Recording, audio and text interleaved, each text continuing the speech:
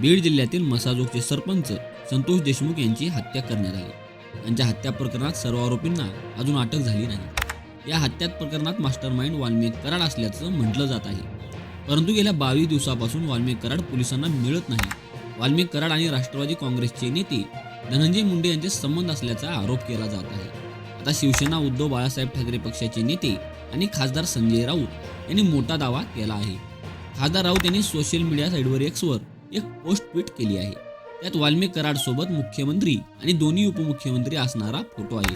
तो photo post करून संजय राऊत यांनी वाक्य सीन है नक्की कोण कुणाचा आका असा प्रश्न उपस्थित केला आहे।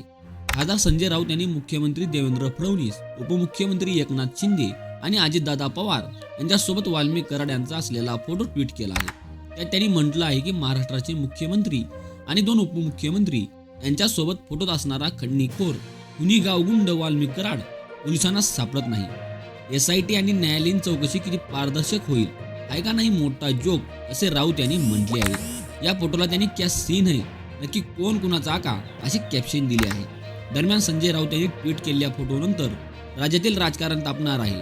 मुख्यमंत्री देवेंद्र फडणवीस यांनी वाल्मिक कराडसह इतर आरोपींची संपत्ती जप्त करण्याचे आदेश दिले आहेत। SIT स्थापन केली आहे, CID कडे तपास दिला आहे। त्यानंतर वाल्मिक कराड सापडत नाही। त्याला अटक करण्याच्या मागणीसाठी रविवारी बीडमध्ये तर सोमवारी बुलढाण्यात मोर्चाही निघाला होता। या मोर्चात संतोष देशमुख यांचे कुटुंबीय सुद्धा सहभागी झाले होते।